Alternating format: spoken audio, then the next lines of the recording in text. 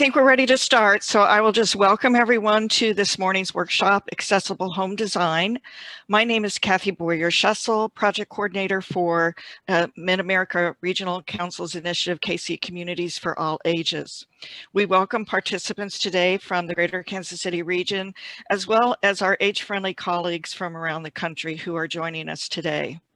Many of you previously attended one or more of our age-friendly Communities for All Ages workshops focused on age-friendly livable community principles and practices. Several of those workshops focused on universal design. Today's workshop continues our effort to promote, advocate, and educate for incorporating universal design in public spaces, buildings, and residences. Special emphasis in today's workshop is on home design.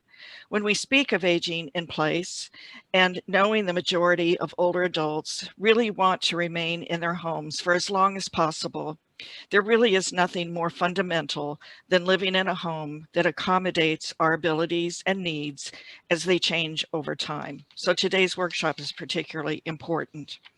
So now it's my pleasure to introduce our first presenter today, Richard Duncan, Executive Director of the R.L. Mace Universal Design Institute. Many of you are familiar with Richard as he's presented with us before. The last workshop that Richard presented was actually an in-person workshop back in 2019, if you all can remember back in the days of in-person events. One major outcome of that workshop was a suggestion to develop a guidebook on applying UD principles to home remodeling. Richard is the principal author of that publication and will share with us elements and its uses. So at this point, Richard, turn it over to you. Thank you, Kathy, very much. It's great to be talking to you all again and once again working with Mark on this very worthy initiative. I've got to do a couple of mechanical things on my end, push a couple of buttons to see if I can share properly. And I'm going to see if I can do that like this. Do people see a reasonable screen? Looks good, Richard. Okay, great.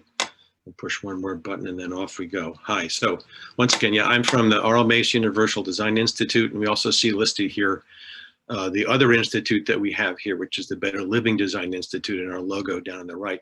That institute addresses only universal design in the residential sector, which is part of what we'll be talking about today.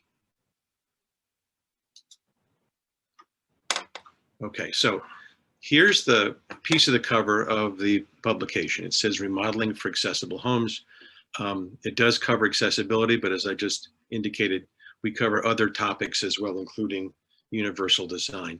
But I think you'll find that it's got a lot of information on both in there. This is something of a follow-on to Mark's 2005 residential idea book, which had much broader scope. But we are still focusing on the same kind of post-World War II small home types that proliferate in the Kansas City area. So we're borrowing some of the typology from that book with a very much narrower scope, just on functional renovations to those kinds of homes. So the goals are three. The first is, yes, it's an idea book, so we want to provide ideas for functional home renovations, whether they're accessible or universal, and we think you'll find that the publication is full of those kinds of ideas for people to borrow and adapt for their own purposes. Something that's utterly unique about this, and I think you should all be proud of that, is that it not only covers accessibility renovations, but it also covers universal solutions as well. No publication that I'm aware of attempts to talk about both of those in the same, between the same covers. And I'll talk why that's important and kind of how we're handling that over the course of these few minutes I've got together with you this morning. Other thing that's unique about this is we took a big risk in getting some cost ranges to provide to both consumers and others who were curious about how much some of these renovations cost. And very few other publications attempt that as well. We know that it's a risk because of people's perhaps over-reliance on the cost estimates, and it may cause trouble for some people on the housing, on the builder side, but we hope we have enough warnings in there about how to handle it to make it still useful. So those are our three goals with the publication. And I'm going to start with what we start with in the book largely, which is the need.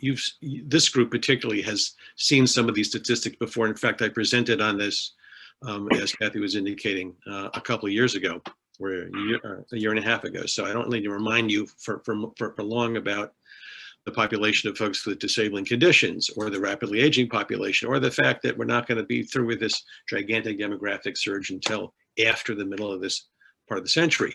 So those two demographic groups matter a lot in our conversation, but they aren't everything. In fact, they don't constitute the reason for paying attention to these issues. The huge bulge and growth in those two demographic groups really add to the urgency of doing so, because we've needed to do so for many, many decades. Now it's becoming almost too late to start addressing it, both from a policy as well as an individual household level. So it is an urgent situation. This reflects, I think, more accurately kind of the broad scope of folks for whom these kinds of design features might be used. Because we've got folks with circumstantial disabilities, pregnant women, folks with permanent or temporary disabilities that cause them to use particular kinds of mobility assistance, women, men, children, families who use strollers, older folks, and everybody in between. So it's really a much broader view than just those two demographic groups, as important as they are. And I showed this in my 2019 show. It still is relevant. It is a hair on fire urgency, even though as older adults, we're not the kind of folks to go out protesting. We tend to do what we tend to do, which is to live smaller and smaller and more dangerous lives until perhaps it's too late and bad things happen because we haven't adapted our homes. So it's incumbent upon those of us who know the situation to be doing everything we can to help folks make advanced planning decisions and make good decisions in the marketplace.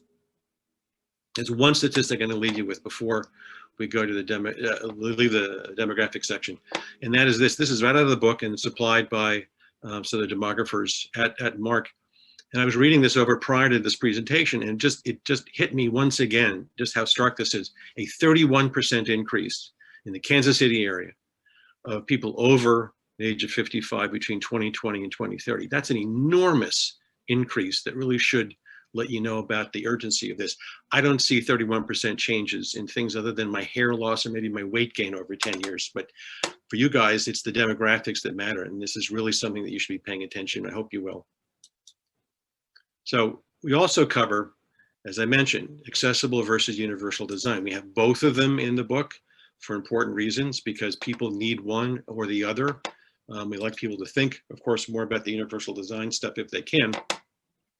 We point out that accessible design is design that's always customized, usually for just one individual in a household. And it's purpose-built for them and really nobody else, which is the problem with accessible design. It's absolutely needed by so many people, but it has a hard time adding to the value of the home when the home comes up for sale. Some of these things need to be reversed. It's a problem, and we do have the solution, of course, which is the universal design options, which we're showing throughout the book. They're generic, but they are also very high function. They are value added because they are marketable to a mainstream audience easily, and they're easily customized. We'll all need to customize homes, even universal homes. And when we do so, we're talking about things in the range of $1,500, not $15,000 or $150,000, which is a big, I think, value added and price and cost savings down the line. So that's the brief look at universal homes. Now, this image is not in the book. I pulled this in here just to provide some contrast. This is the standard wooden ramp that I'm sure you have hundreds of these in the Kansas City area that people put on their homes in emergency situations. They stay there for years, perhaps. They remain unpainted. They go away as soon as the use leaves. And part of the point of the book is to provide people with alternative visuals, if you will, about how entry options might be managed. And to kind of maybe take away a little bit from people's natural and immediate negative response to doing any kinds of things in our homes, because this is what they think about. So we're looking to kind of move people into a different place for that. Let's see if I can move this. I don't think I can move it. Okay, so just for example, this is one of the home renovations that we talk about. The lower left has a graded entrance, not a ramp. It has a porch that we've added on to the front of the house with a roof over it, which is very important. We talk about all those things, but we think this has a much more value-added kind of a look than certainly that ramp before you just saw and others. And we also included this image above it. A colleague of mine did for one of his customers.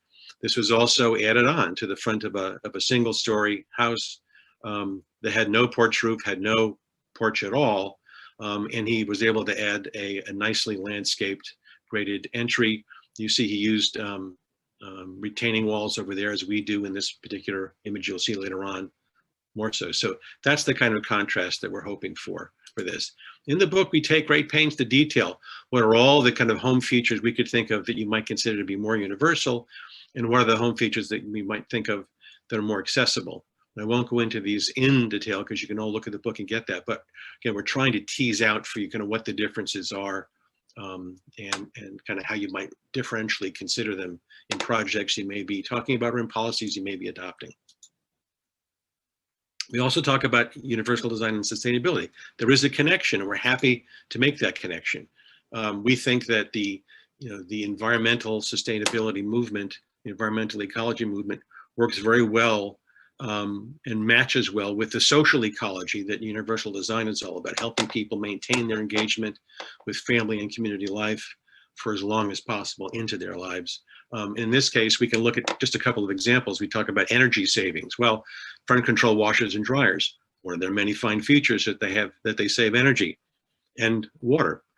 They also have terrific ergonomic capabilities and characteristics that we like a lot. So it works well. LED bulbs obviously save energy. We can also add a tremendous amount of lumens and foot candles in our existing homes with our existing light fixtures by increasing that lumen and foot candle level. And sealed crawl spaces work pretty well for everybody, including increasing the indoor air quality, which is becoming more and more of an issue for more and more folks these days with respiratory issues. It's also going to be saving building materials down the line. Universal house is not going to require these hugely expensive and costly functional renovations later on, because we're not going to need as many renovations later on. So again, these are just a few points about how we think sustainability and universal design work very well together and in tandem. So moving into kind of some of the design features that we talk about. So in exterior products, we talk about ramps and graded entries. We talk about slopes, we talk about railings, porch roofs, maneuvering space, and so on and so forth. So here's the same entry we had a different view of before that shows a few additional features. And you can look at this in detail in the book with some retaining walls around the graded entry on specific sites to control water and to control drainage, which is important. And we think that this has a real added and retained value feature to it. But we also talk about ramps. So we've got another kind of view of the visual that we provide to people in the book. Some of them are perspectives like you saw. Some of them are plan views like this. And so with this, here we have our ramp slope with other conversation that happens separately in the book. We talk about railings and ramp width. We talk about level landing areas at the top of ramps, maneuvering and landing and level areas near doorways, and also door width, and a variety of other features that are important to consider with ramps. So we present both. We like to think it's a fairly good looking ramp as it is. And we hope that people can choose one or the other, whatever suits them as their circumstances require. Bathrooms. Let me see if I can get this working. So once again, universal and accessible options.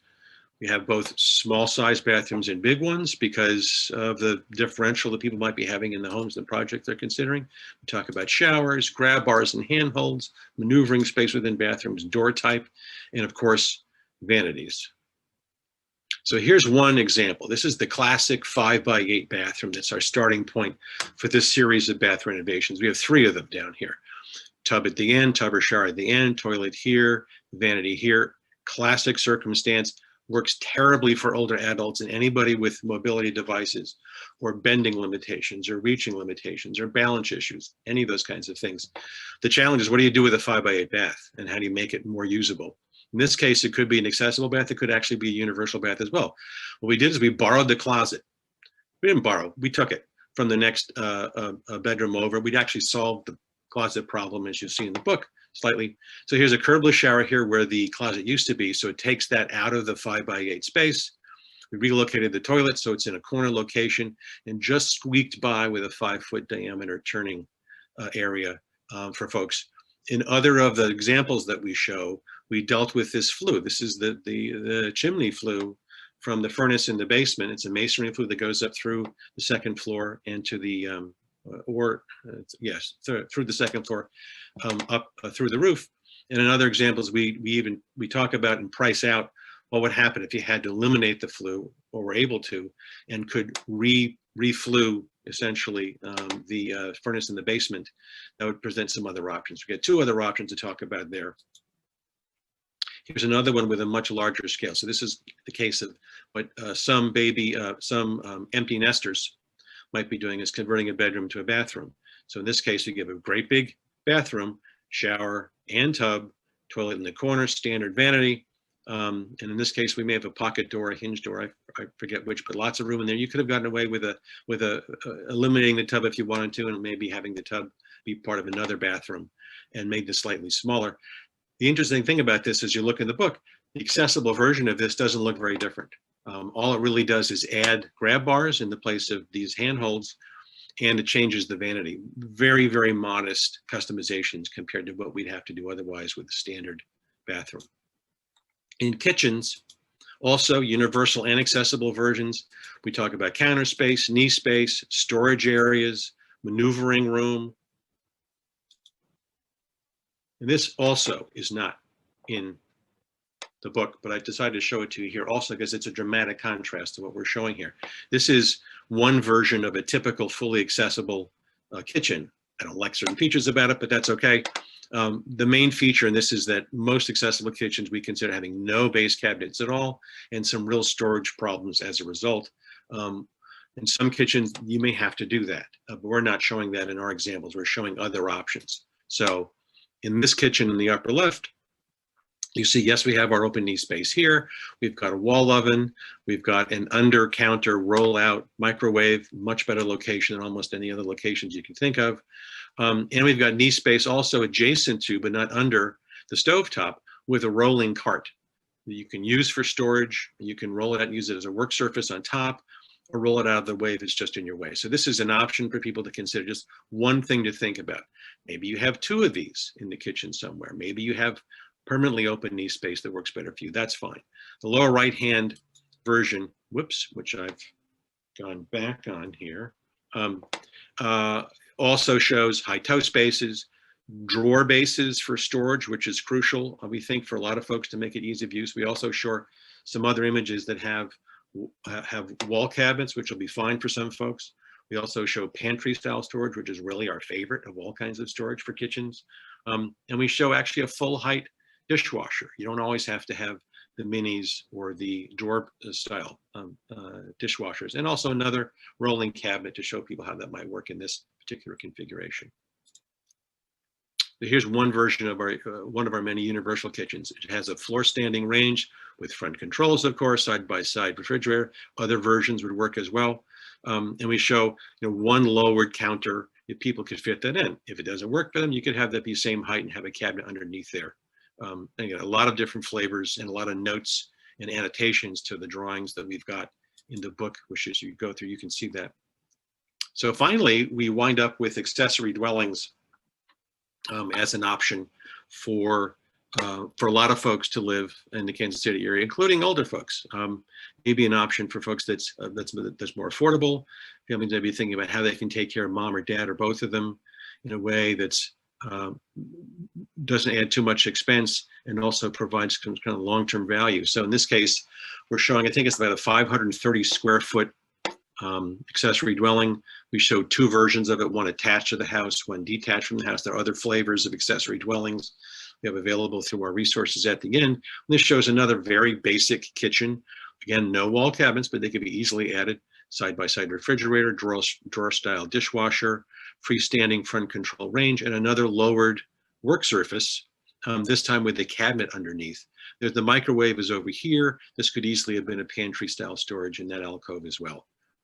So we have much more detail in the book, many more annotations and explanations about what to do.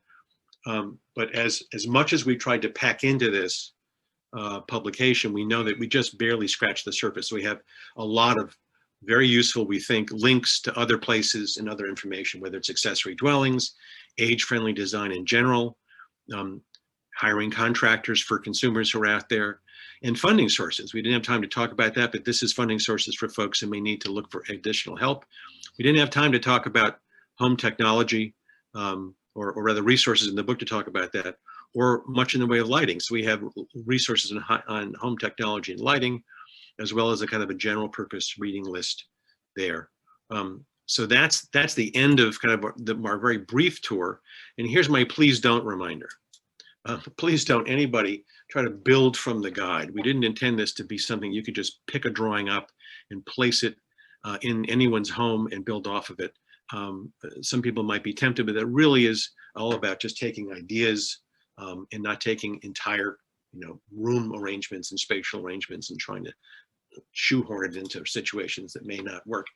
Please don't also consider the cost as anything more than ballpark estimates. We provided ranges from low to high, so people might get the understanding that you can go low and high on these different kinds of projects, but they shouldn't be considered as anything definitive for anyone's particular project. On the other hand, please do take the ideas and adapt them to particular situations, whether it's your own or customers or clients. There's a lot of them in here. There's a lot of mixing and matching that could take place with respect to what you might attempt in the house. And please consider all the listed alternatives. We have a lot of other alternatives that we didn't have a chance to illustrate with visuals, but they're all in there. Your options for refrigerators, your options for dishwashers, your options for stoves and so on, and storage. Please take time and go through that, so we think that you'll find it useful and helpful. And use the resources for more ideas. There's way more ideas we could put in there. So you've got that list. They're all hot linked.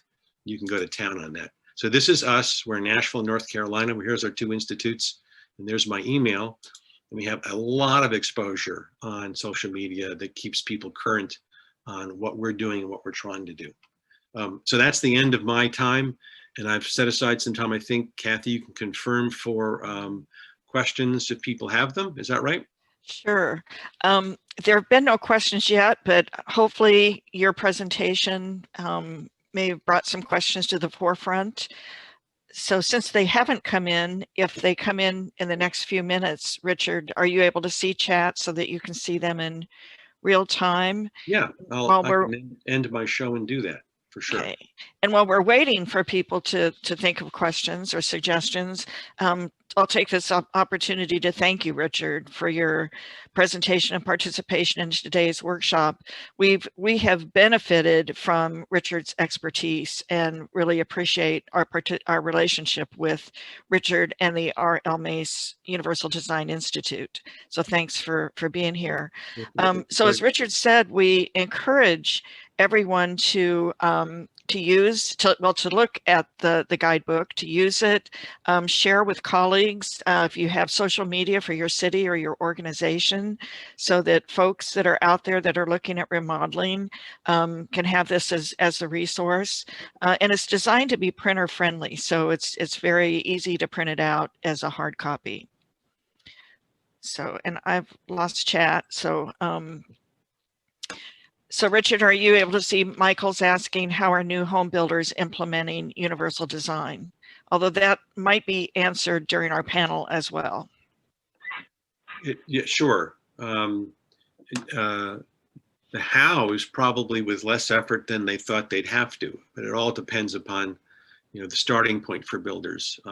In every case, if you're used to building a certain style, a certain size, a certain price point, you've got to do the advanced figuring. We think the transition costs from building a typical way to a more universal and age-friendly way are there, and they're unavoidable. You gotta do some new planning, maybe figure some different ways to site homes on lots in some cases, how to work your driveways. And there may be supply chain changes that you have to figure out, and maybe certainly retraining subs and staff to get used to different dimensional requirements and different installation heights and so on. So yeah, there are some. We'll hear from a builder who's done this later on in the program, so we can have him answer that question directly. So Richard, Mark asked, can you point him to some resources for new home design? Yeah, certainly the UDI website and the BLD website have a lot on them, but also the resource section in the guide itself point you directly to information and checklists, for example. But here's the things you need to be including in new home construction. And Jeff puts in a comment, other spaces within homes, such as bedrooms and living rooms, to help accessibility professionals assist their clients, friends, family to fully design. Yeah. So, bedrooms and living rooms, I think, are relatively easy, compared to, let's say, kitchens and bathrooms, right? And relatively easy to figure out how you get in the front door. I mean, that tends to be the biggest challenge. Because it's really what a maneuvering room, and in the case of bedrooms, maybe storage, not adding clutter that's going to be a tripping hazard for folks who are ambulatory or mobility hazard for folks who are using mobility devices. And so that's really space planning and furniture arrangement in that case. A big functional issue for folks is getting in and out of chairs in some cases, or getting in and out of bed. And thankfully, there's assistive technology that does a really good job of that. And there's also some tips about chair design and couch design we could talk about later. But in any event, so that's a kind of a low bar, as it were, to figure out how to redesign things in those two spaces. Star puts a comment that the access from garage to house seems to be a challenge without steps. Yeah, I mean, we've put with attached garages, we've had steps to house forever, and largely driven by the building code. In most places, maybe in the Kansas City area, that step to house requirement, that grade separation, has been eliminated. I don't know what the situation is in Kansas City, frankly. We don't deal with that very much in the book at all.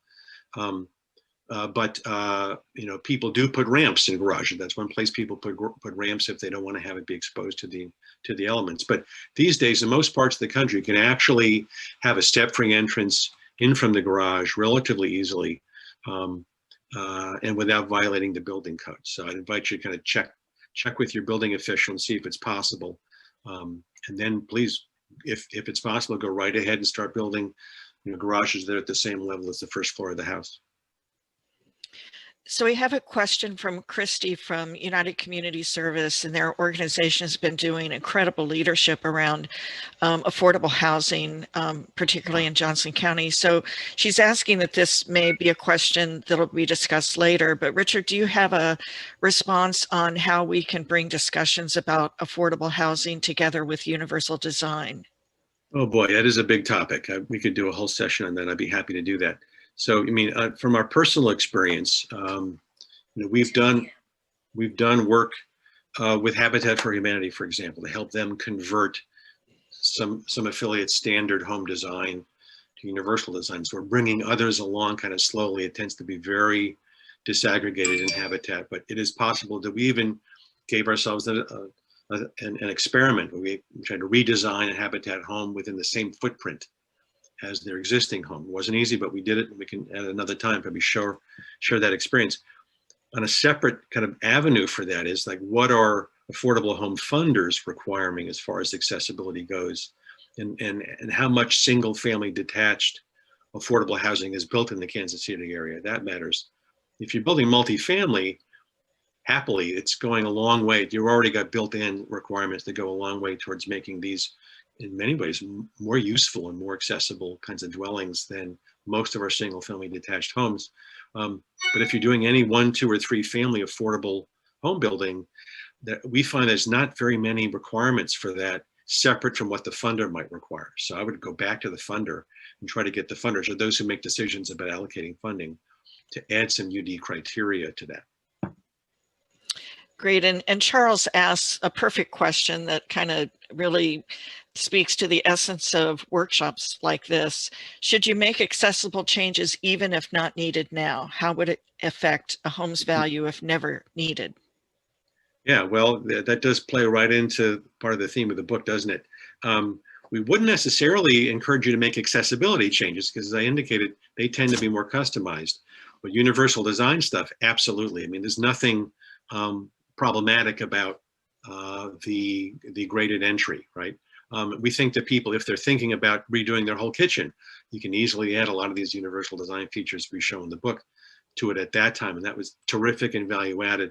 Same thing with bathrooms. You saw how little the difference was between a universal and accessible one. And there's nothing about a universal bathroom where someone's going to walk in and say, yeah, that looks a little weird. Isn't that kind of special? Really isn't. So please go ahead. When you're renovating existing spaces, porches, kitchens, bathrooms, include universal features, and it'll be a terrific value added to the house. Well, those are all of the questions we do have. There may be some energy around a session on affordable housing and a universal design. So we'll see what we might be able to do with this. Jeff just posted, what about accessibility assistance equipment, a guide or a mini encyclopedia listing equipment such as lift tracks, motorized automated assistance equipment, especially equipment for highly limited mobility and or I'm sorry, I don't know what PPL assisting the I think it's people assisting individuals. Great. Personal assistance. Great. Yeah, we don't emphasize. We do talk a fair amount in our work and on our websites about vertical platform lifts, for example, which are an option for exterior where you have a high rise from grade. We do mention in the book, I think we talk about inclined seat lifts on interior stairs, which is sometimes required. There are a bunch more flavors of those kinds of things, including elevators for that matter. But there are a lot of pieces of assistive technology that we just don't cover in the book or that much in our website. I think it's a terrific question, and I think it's a needed resource for folks. There are those kinds of resources out there happily already. I think that we could probably put together, a listing of the 5 best places to go for assistive technology. Great. Well, I see that we're, thank you for all of these great questions. Thank you, Richard, for your presentation. And at this point, we'll move on to the next section. I might add, though, that if we stay on schedule, there's time at the end of the workshop, and particularly for those that are able to stay for another 15 minutes if there's robust conversation. So if there is a question that you wish you would have asked Richard, hopefully there's time at the end that you can still go ahead and ask him. So the next portion of our workshop is a panel presentation featuring representatives from the housing industry. It's my pleasure to introduce the moderator, Christopher Turnbow, Mayor of the City of Raymore, Missouri. Panelists include Patty Adler, a realtor from BHG Kansas City Homes, Todd Alt, an architect with Gold Evans and the City of Mission Hills, Kansas, Wade Beck, owner of Pinnacle Homes of Kansas City, Paul Lillig, home remodeler with Accessibility Remodeler, and Richard Duncan will also join the panel with R.L. Mace Universal Design Institute. So take it away, Chris. Hey, well, thank you very much, and thanks for having me this morning. As you can see, we have a well-rounded group of individuals that can speak about the housing industry as it relates to universal design. We're excited to hear from them today. We have I have several questions here. I would like to allot each of you at least 2 minutes. Try to keep it within that so that we have an opportunity to get through our segment here on time. And so I would go ahead and start off with Wade Beck. The first question that I have, and Wade, you can start this. What role does your sector play in advancing accessible universal housing design? And what efforts, if any, is your national organization undertaking to address aging in place? Well, thank you for having me. There's lots of ways I could answer that question. I guess I'd like to kind of focus a little on the main influencers in a home builder's life, and why we do things are the National Association of Home Builders. I'm in Kansas City, so the Kansas City Home Builders Association, the municipalities that we build in, including even the HOA in the specific subdivision we build in, and then of course also the entity in which we all are licensed. So on a national level, the National Association of Home Builders does have a certification program for aging in place, and there's a whole curriculum that they have developed to meet the requirements they have to receive that designation. The Kansas City Home Builders Association really is sort of a chapter of that. The local communities that we build in Raymore happens to be one of the areas that I've built in the past, and they've certainly influenced my exposure and influenced this prioritizing some of the accessibility and universal design features. And when I draw and design homes for customers, or even when I'm just talking to a prospective customer.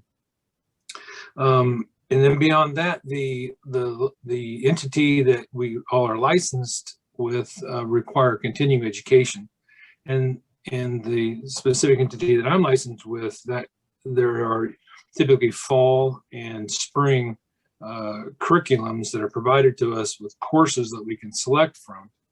And I just was recently preparing for this, putting my thoughts together on what I'm going to talk about today.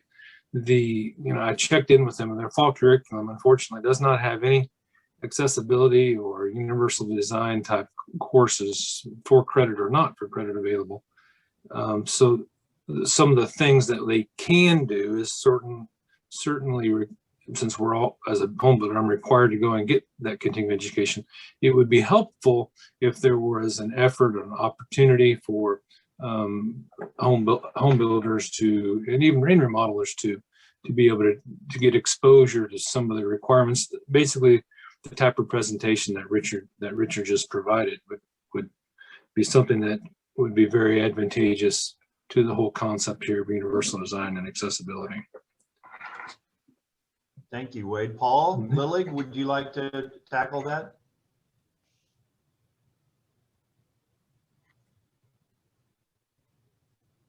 Paul, are you on?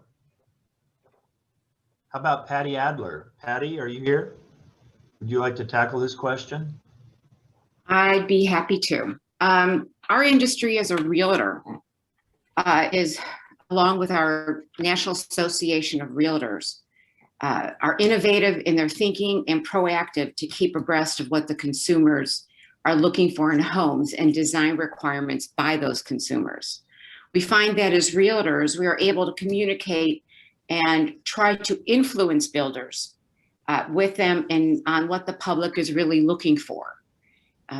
It's been a challenge. There's not much as a realtor that is specific, that is dealing with universal design in homes right now that I see, as well as you're talking about building, and our area here is so limited in our space unless you're going farther south or farther west.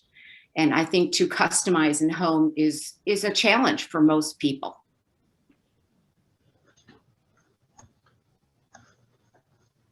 Thank you. Todd Alt. Being an architect, we kind of play a very significant role because we're in the process of designing the house from scratch. Usually, our office primarily doesn't do. Todd, I'm sorry to interrupt. Your audio is going in and out. I'm sorry, Kathy. Can you hear me now, Kathy? Yes. This is Paul. Okay. Okay. I don't know what happened there. Sorry. So Todd, you were going in and out. I'm sorry to interrupt.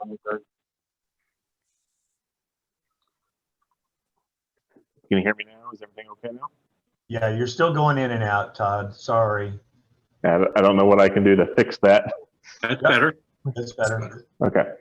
What I was saying is, as an architect, we're one of the primary players in this because we're designing the house. And what we have the ability to do is educate our owners. Todd, I'm sorry to interrupt again, but we're having a hard time hearing you. I don't know, Carmelia, if there's anything you might be able to do from our. Is that any better? My microphone might have been behind my shirt collar. Perfect. Okay. What I was saying is, like I said, we're the designers, so one of our primary tasks is to educate our owners so that they understand what universal design is from the get-go. We'll often have somebody come in that wants to do, they have thoughts about already in mind that, they're aging, they don't want to have a house full of stairs, so they're wanting the first floor master and things like that. And we can start taking that to the next level just to let them realize, having the owner's bedroom on the first floor isn't all you can do. You can start to make things that are more accessible without actually being to the letter of the ADA, where it has that institutional stigma attached to it, even though that's not really the case. So we definitely can help with that. And then even the AIA National, and there's several levels to the American Institute of Architects that from the national level down to the AIA Kansas City, which is our local chapter, where they provide documentation and articles just like what Richard provided here to help us with that design and educate us. Similarly, just like our previous panelist was saying about continuing education, we have to do a lot of continuing education, and we actually have an entire sector of continuing education called health, safety, and welfare, which universal design isn't all encompassing in that, but it definitely falls into that category, along with sustainability and just several other health issues. So there's quite a bit of resources out there, but the main thing is education. Thank you. And I'll go back to Paul. Paul, are you with us? I am. Can you hear me now? We sure can. Go ahead, sir. Well, thank you very much. And again, thanks for the opportunity to speak today. Appreciate the invitation. I think I think what Wade said initially is very, very on target. Education and having some designations like the Certified Aging in Place designation. We are not a national organization. We're not associated with them other than, the remodeling industry. But I think, again, from a consumer standpoint, certainly want to work with a consumer who knows that we are focused on aging in place, universal design versus accessible design. As Richard said earlier, that UD is more generalized, accessible design is much more one of, but we are finding that consumers are much more amenable to design that is focused on staying in their home. And so when they come in and see grab bars, 10 years ago, they were like, oh gosh, that does look institutional. Now they come into a home and see a grab bar and they're like, great, I don't have to put in grab bars. So the consumer has moved from not being, looking at aging in place or universal design as, again, not a very design-oriented system, whereas now they're looking at it and going, great, some of the designs are really working well for me. Again, we are a contractor. We focus on aging in place, so it can be more one of as opposed to, again, more generalized. Everything that Richard had talked about and Wade had talked about, I don't think there's a whole lot more for me to answer, other than that from a consumer standpoint, be aware that, again, you've got an existing footprint, got to try to fit in what we're going to do inside of that. So sometimes ideas get a little bit overblown, and trying to get all that into that 5x8 bathroom or that kitchen can be a little bit tough. So Right. Other than that. Okay. Well, thank you. Okay. Richard, do you have anything to add? I think you'll find I always have something to add, Chris, Great. which is the problem. So yeah, so I echo all the thoughts about education being necessary and relevant. So we helped get the CAPS training going with NAHB. We also authored their follow-on to that, which is the Universal Design Essentials training, which is specifically to address those two issues. You've got CAPS, which is mainly about accessibility, And the Universal Design Essentials is really about this other stuff we're talking about. How do you incorporate these things into otherwise standard remodeling projects? So that's available, and you guys should think about bringing that to Kansas City as well. Okay, thank you. If anyone has anything to add to this particular question from the panel that you thought of while others were speaking, maybe we've got about a minute or so. If not, we'll move on to the next question. So the second question I have for the group today is, what trends are you seeing that reflect customers' knowledge of and desire for accessible, universal design in their housing decisions? And Paul Lillig, I'll start with you this time. Thank you. The trends are, pretty broad. I think Wade said initially that remodeling to accessible design standards can be kind of scary because there's a fear that they won't get any money, any return from that investment. I think that is going away because people are realizing that they want to stay in their home, and the cost of moving is much greater than the cost of the modification, and that they will be able to stay in their home for a considerably longer period of time. And so they're looking at it in terms of, well, what money would I spend if I were to move versus what money would I spend if I were to stay? I think that's a really positive trend from the consumer standpoint. They're recognizing they don't want to be warehoused, and children of aging parents are recognizing that they don't want to go and see mom in another location. They want to go home where they grew up and see their mother and father there.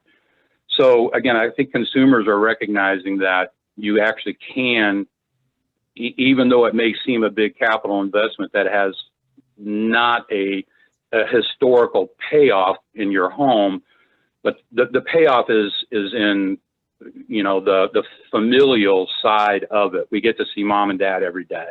They're safe, they're home, their surroundings are very familiar, their neighbors are familiar. It really falls into that, how do you maintain your community standards? Some of the design trends that we're seeing is, and again, I think Richard said that just a minute ago, about everything being on one level. You want all the bathroom, the washer dryer, everything all on one level, no stairs up and down. The zero-step entry from the graded entry into the home is, again, a very big one. Again, people even with a short-term disability have trouble getting up those 2 or 3 steps and then getting over that threshold. Same in the garage. Love to see those steps go away and, put in some kind of a accessible entry there. The home, I have always considered the home as a mechanical issue, a mechanical thing. Is it operating at its most efficient, especially for the user? So we try to design a response to our customers' needs that will give them the most efficiency for the longest period of time. And that can be kind of costly initially. But once they understand, again, we're looking about efficiency. Can I get in and out of my bathroom? Can I use my washer and dryer every day? Do I need to have assistance to do all these things? So our consumer is starting to think the trends are starting to move towards staying in their home, aging in place. That's all. All right, thank you. Patty Adler, would you like to share your thoughts? Sure. I kind of am a little opposite of what you just said. I think that people right now, families are starting to talk about universal design in their lives and adapting earlier as to what those are going to be as they age. I think people are thinking of moving instead of adapting so that they have all the amenities that they need in one location. And I think also people are liking a universal community design, where you have more of a community around there with people that can help and that people that can assist, that's in a within your own community. I think when the public moves into what they call their forever home, and I'm seeing that people are thinking that more and more these days, that is when I find that consumers really start considering those improvements that are needed that will allow you to age in place. I think as those universal communities are becoming more and more popular, I think people are moving to home communities that are all ranches. And I think that's a wonderful trend, because I think you can stay in place and use what you've got. Also,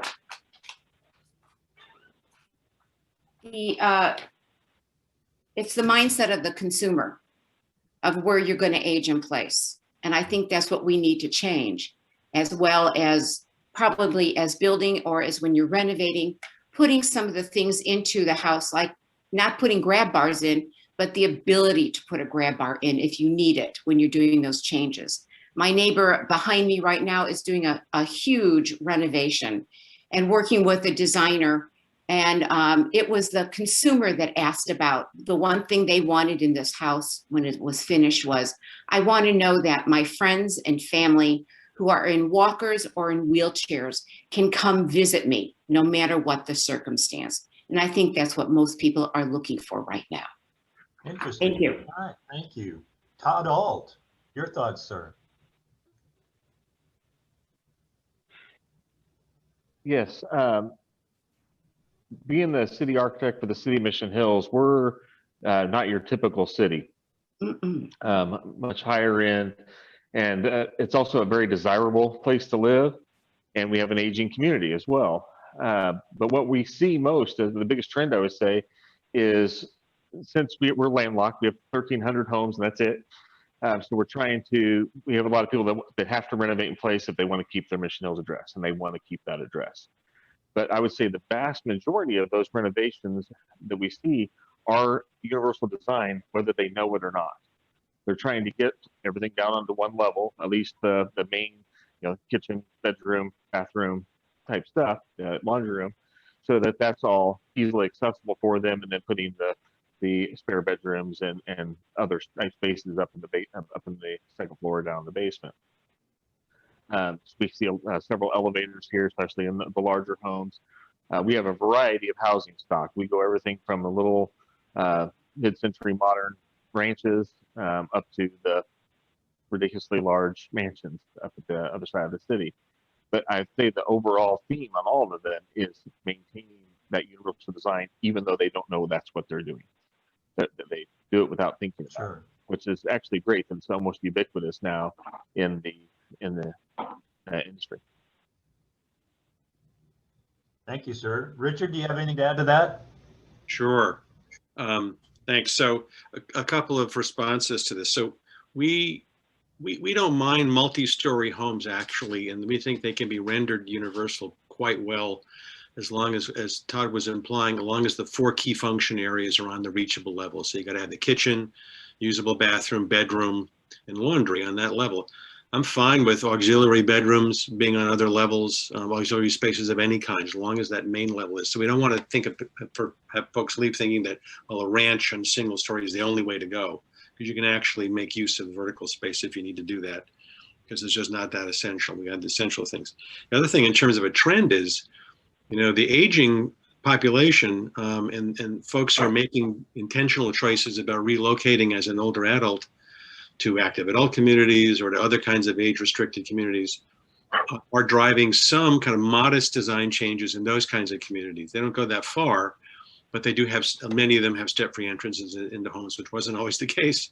I don't see a whole lot of useful stuff in bathrooms in a lot of these communities, but they're at least driving that sector. And finally, as to Patty's points, what we hear from our conversations with realtors is they get a lot of questions from people about, master on the main kinds of homes and universal design. But mainly these realtors have very little product to show people. And so we've shifted part of our emphasis on how do you guide the homeowner who's looking for a home that's more accommodating for them to select a home that's least expensive to modify, because that may be, in fact, the best they can do. we've got some stuff about that on our website, and maybe in the resource section that I can supply that as well. But that's really an issue, I think, is having the product to show people. It just isn't out there. This is why, you know, getting Wade and his kin to build more new stuff is so important. Well, thank you, sir. A great segue to Wade, our last panelist on this particular question. Wade.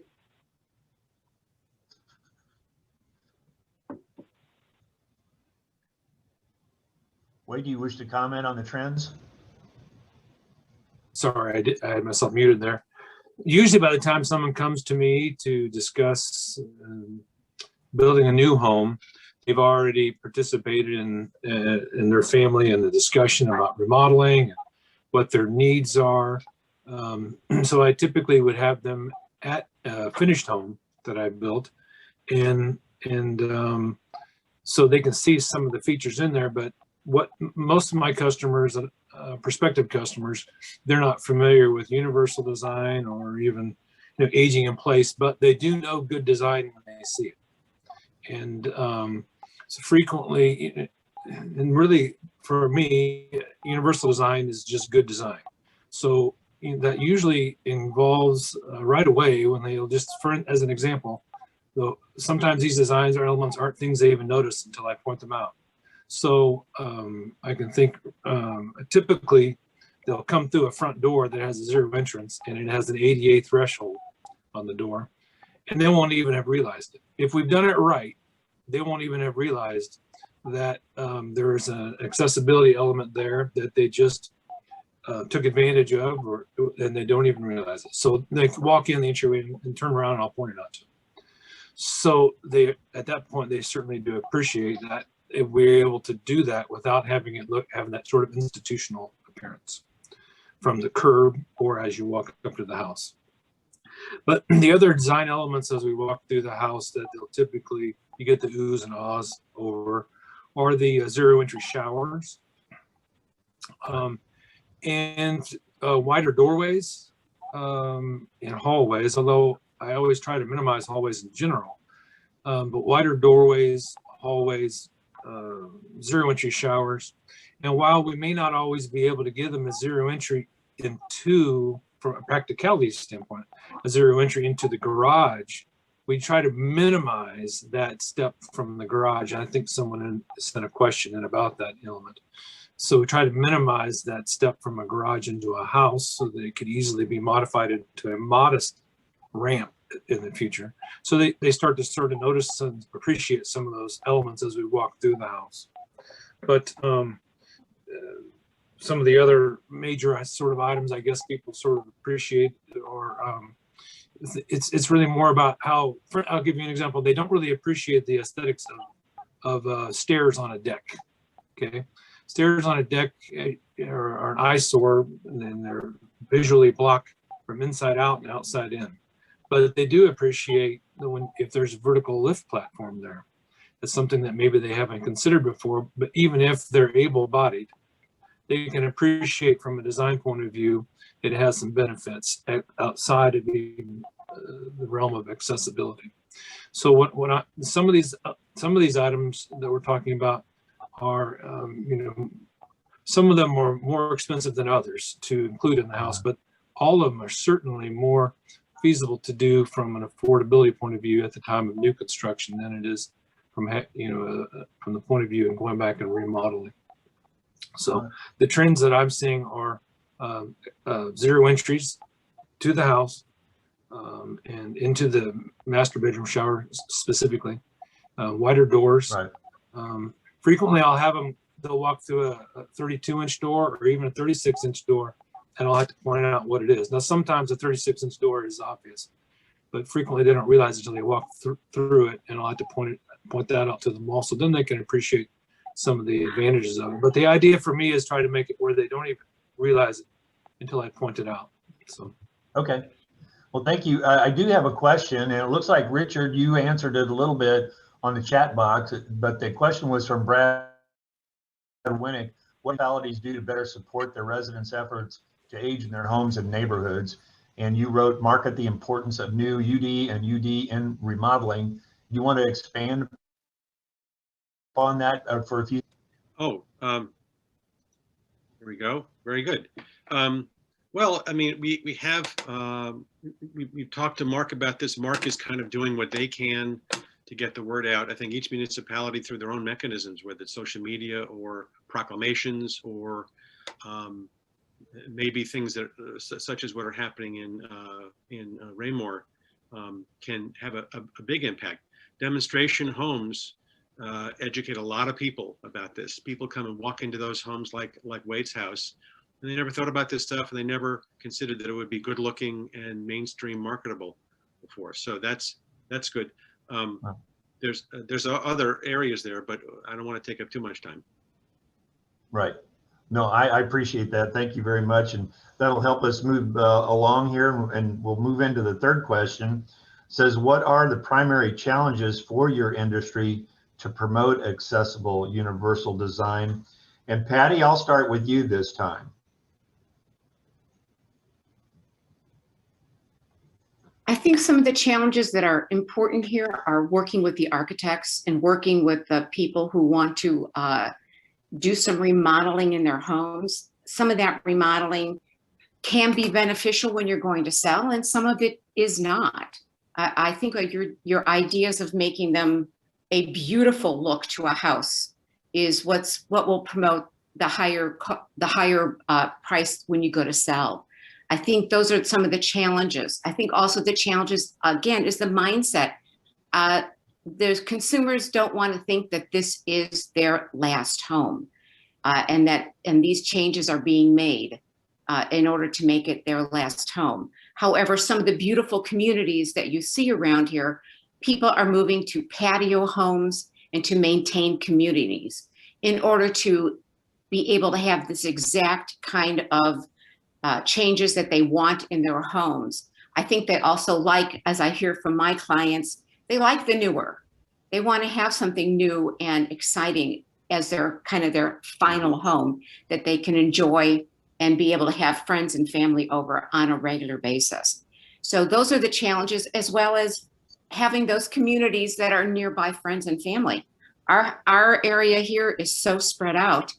There is, like you said, in Mission Hills, there's no more room to build.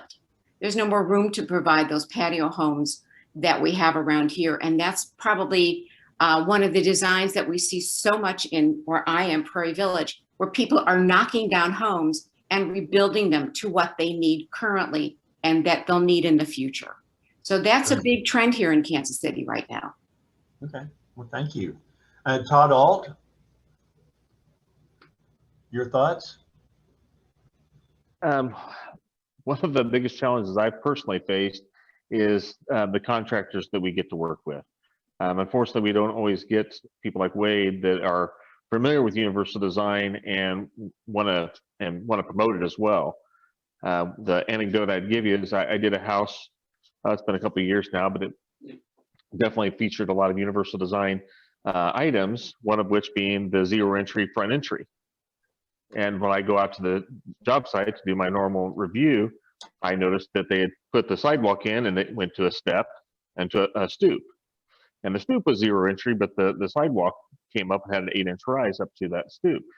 And I had to ask them, so why do you run the sidewalk flat instead of sloping like I show on the plans? I'm like, well, we didn't think you really wanted that.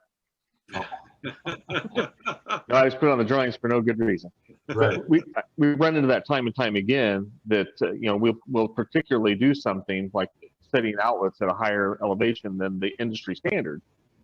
But the contractors see the outlet on the plan and they just start putting them in at the industry standard because that's what they're used to. So it goes back to that education thing again of having them understand that there's changes that are coming in this that are different than industry standard, but are different for a reason. That's a challenge we're definitely facing. Thank you, sir. And Richard, do you have anything to add to that? Yeah, so here we go. So I think one of the big challenges is that you don't want you as the realtor, the remodeler, or the new home builder to be the first person mentioning any of these things to your client.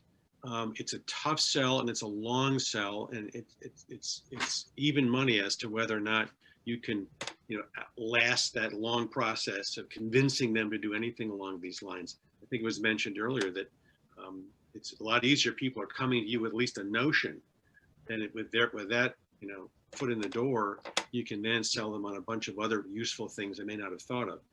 But we would really love, and this is part of why I was mentioning the marketing in that last question earlier, is that people need to be hearing about the value added, utility, the mainstream appearance of a lot of these things from multiple sources over a long period of time, so that when any of us encounter them as potential clients or customers, that we're not having to do that heavy lift. Thank you, sir. And Wade Beck, primary challenges. Okay, I've got a couple thoughts. I was just thinking about, since Todd was just talking about the sidewalk and the front stoop, one of the challenges is not just about my customers and I understanding universal design and what we're trying to accomplish here, but also, having my contractors be in the mindset of what we're trying to do here as well.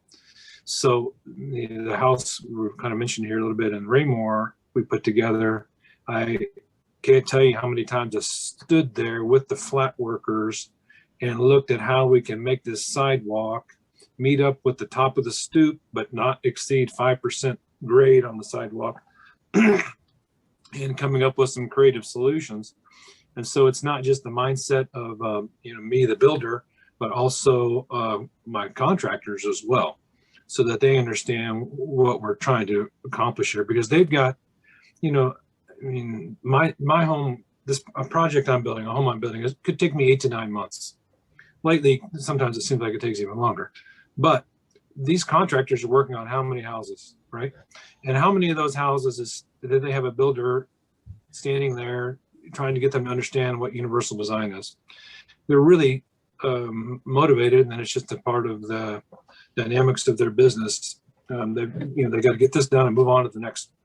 And so there's a bit of a mindset there. And I'm sure as they get more familiar with contractors, or with remodelers and new home builders, they'll be more familiar with what we're trying to accomplish here. So in the scenario that Todd was just talking about, we ended up coming up with a compromise. The stoop had a sort of a scallop in it right at the edge where the sidewalk met it, sort of like what you would have at a crosswalk and a sidewalk. So it's not something I would have considered on my own. If I would have come up with that solution, it would have been taken much longer. But when you get other people understanding, contractors, not necessarily to slow down and talk about this, but just to try to be a little bit more creative on what we're trying to do here to come up with some solutions. I find that contractors frequently do appreciate that, and because it's a little bit out of what they normally do. But on the other hand, you've really got to stress to them how important it is, that what the final product looks like and how it complies with what we're trying to do. Sure. But also, I'd like to say we can't have a workshop talking to a home builder without talking about some real affordability issues, and commodity pricing with lumber, of course, is a big part of the challenge that home builders and remodelers and or even do-it-yourselfers are struggling with. Now, lately, that's eased up a little bit. Maybe the dimensional lumber prices have gotten better in the last few weeks, but still, we're looking at significant affordability issues in all of our projects. And that being said, there are options as I go through a home or when I'm discussing with the prospective client, some things that we can expand on. So I was just mentioning, for instance, the vertical lift platform on a deck. So, because of the scenario of rising lumber prices, we sort of estimate that stairs on a deck, in a typical 9 to 10 foot foundation, that's $3,000 to $5,000 of stairs, lumber, that have to be maintained, and obviously not very accessible. And they're also, most that I see anyway, I'm just going to say they're ugly. They're certainly not aesthetically pleasing. They're an eyesore. They're a screen where you don't want one. And so when I talk about the cost savings of removing focus on the cost savings of removing those stairs and instead investing that into a vertical lift platform system, which has less maintenance, is more aesthetically pleasing, and has an accessibility value to it. Then that seems to reach my customers. But so when you talk about affordability, there are some offsets to that I can sort of throw into these discussions. And then also when we talk about these wider doors, and Richard's guidebook gives some costs, and he mentioned not specifically what some of those were, but in his book, for instance, he has some costs, what it would take to remodel and change a door out to a 32-inch door. And I can just tell you from my experience with the cost that I incur, the difference between a 28-inch door and a 36-inch door for new construction is $4 for a hollow core door. For a solid door, it's $40. Now, the cost of changing that out during remodeling, it could be 100 times that. But that doesn't even include all the trouble of having to do it and destruction of your home. Right. So those are some, when we talk about challenges, we have some affordability issues, but there are ways to sort of maybe not completely offset that in the conversations, but sort of buffer some of the affordability questions and how we can still incorporate accessibility without feeling like we're going to break the budget for it. Right. Well, thank you, Wade. And Paul, I know that Wade has probably mentioned some of the same challenges, but do you have anything to add to that, Mr. Lilly?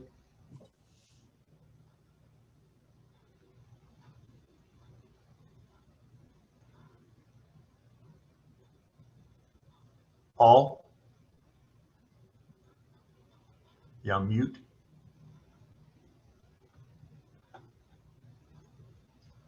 Okay, well, we're not hearing from Paul there on that last question. We'll move on to our final question. And that final question is, what are opportunities for your industry to advance accessible universal design? Many of you have included that in the answers to the previous questions, but if you have anything to add to that, so what are the opportunities for your industry? And this occasion, I'll start off with Todd Alt. Todd? I think one of the best ways to promote is exactly what we're doing here today, is kind of, like I said, I keep reiterating education as being the key, and it's discussions like this and other like CEUs and whatnot that are happening in the industry has got to be the best way to promote this and let people know that this is not a difficult or costly endeavor. It can be done affordably and beautifully. Okay, thank you, sir. Wade Beck.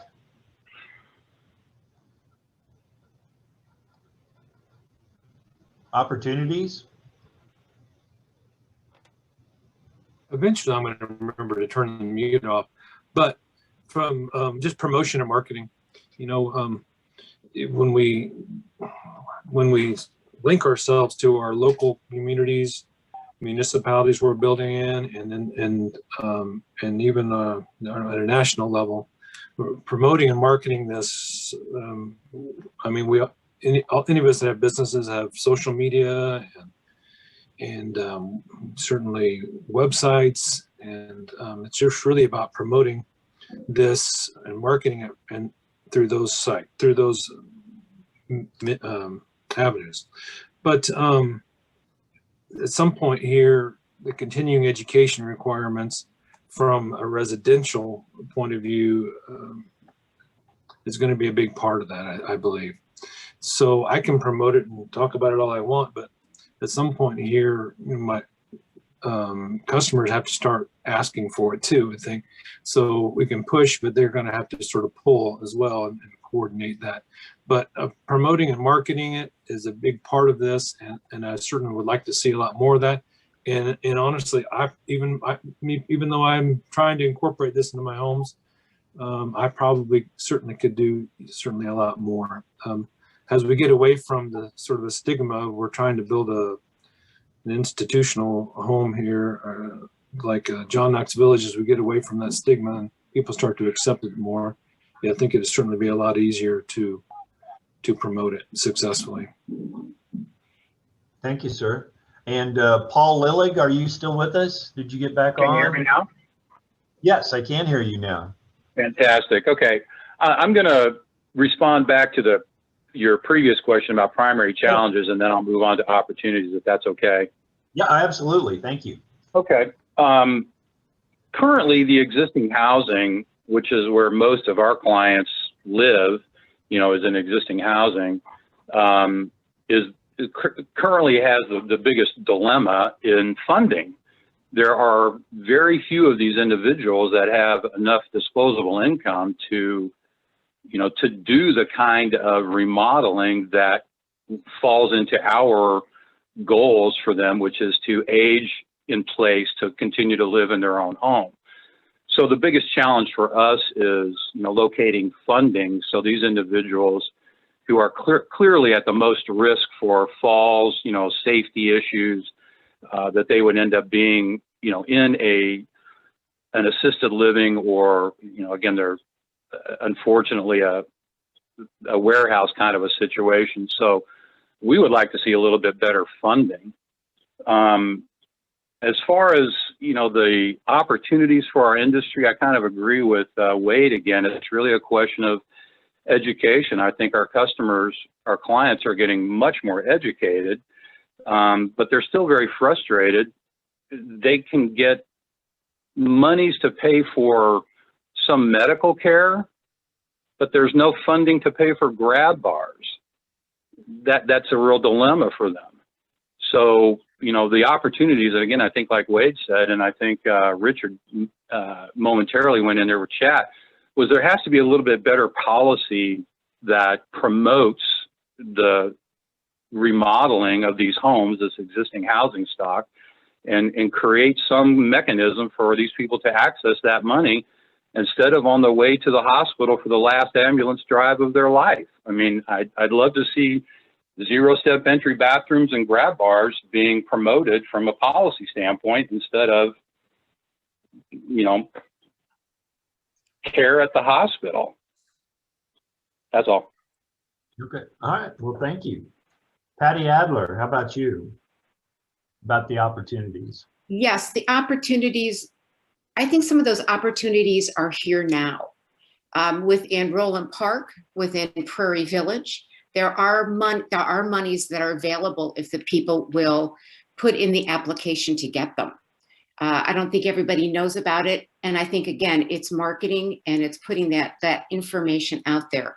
I've used it. I've had friends that have used it in Prairie Village to get roofs, to windows, for their homes. I think they are out there. There's not enough of them. That's the problem right now in all municipalities. And it's also income driven. So you have to apply and have to be in a certain income. So some of those are out there, as I said, not enough. Now within my industry, what the National Association of Realtors have done, and again, it's education, which is called a designation called SRS, which means the Senior Real Estate Specialist.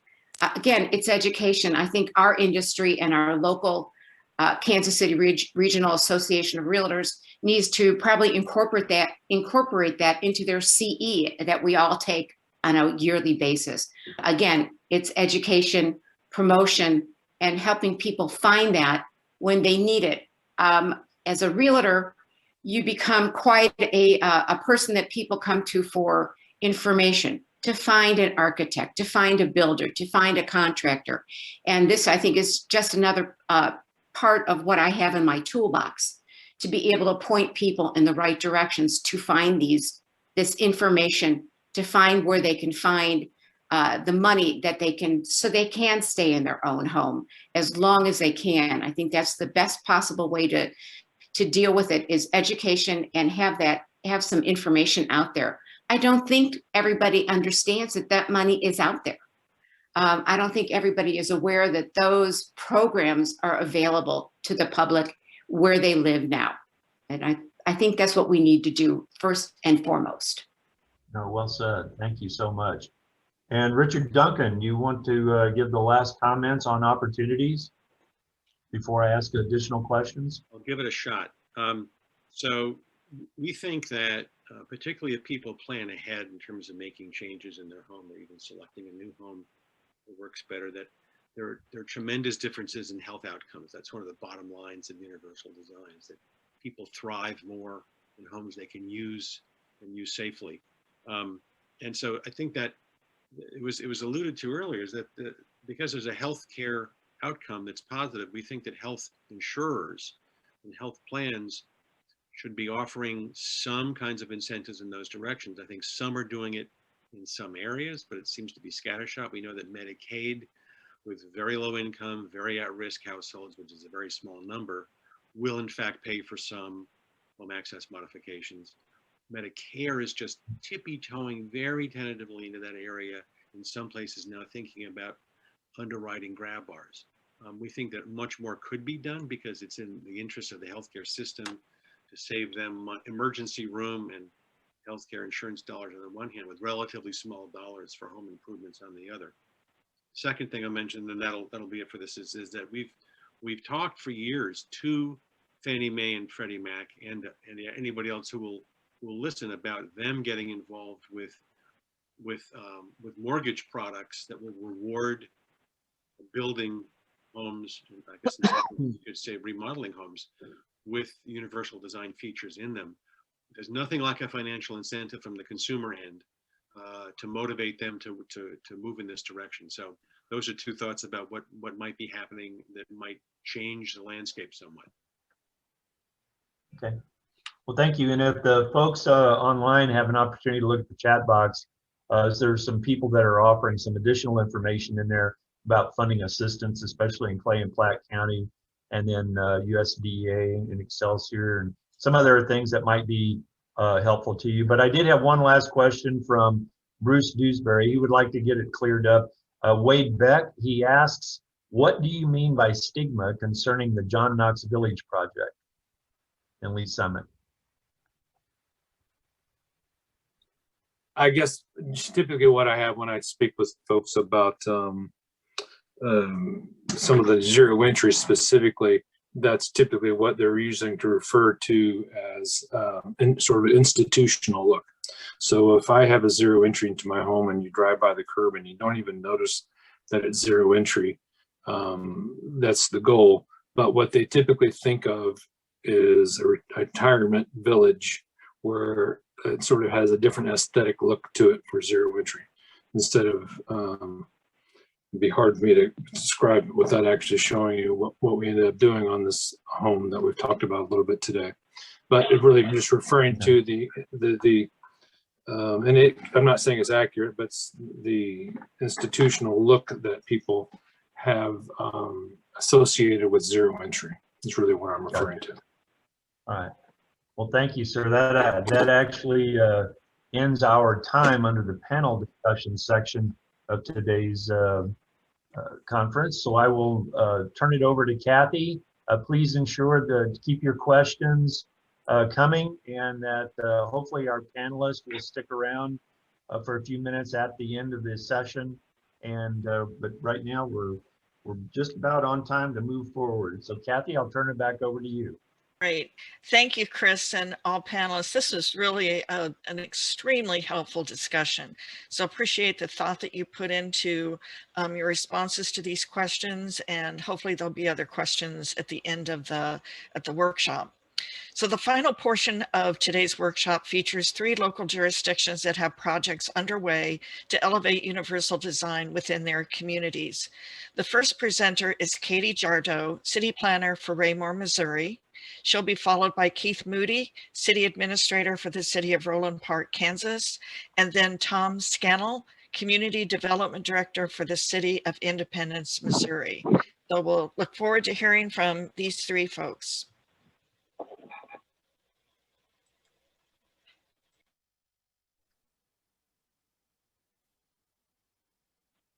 Hi, everyone. Like Kathy said, my name is Katie Jardu, and I am the city planner for the city of Raymore. Next slide, please. So some quick facts about Raymore. As Richard and others have said, the population is aging in Raymore. It's actually already at a little over half at 52%, or I apologize, about 23% that's already over 46 years of age. And then we have even more than half that's 60 and older. So 2/3 of our population is already, I would think, beginning to think about some of these aging in place and how they can stay, at least here in Raymore. Next slide, please.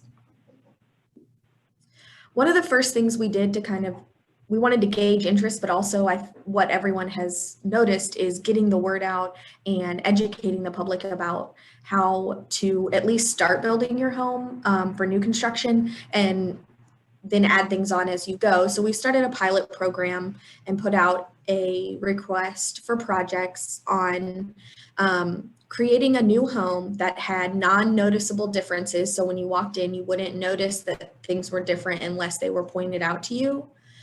We worked with Wade Beck of Pinnacle Homes to come up with the design, and then we waived the permit fees. And since the water district is who you would pay for the water tap, we did a water tap reimbursement, and then also provided some marketing on the house when it was completed, and throughout some of the construction. So overall, the incentives were around $7,000 in fees that were either waived or reimbursed to help offset some of the costs. So some of the things that were incorporated in the home were grab bar backing. So instead of putting the grab bars in, he put in the backing behind the showers and the toilets so that later they could be added. He also took photos so that the homeowner would know exactly where they were when they needed to put that up.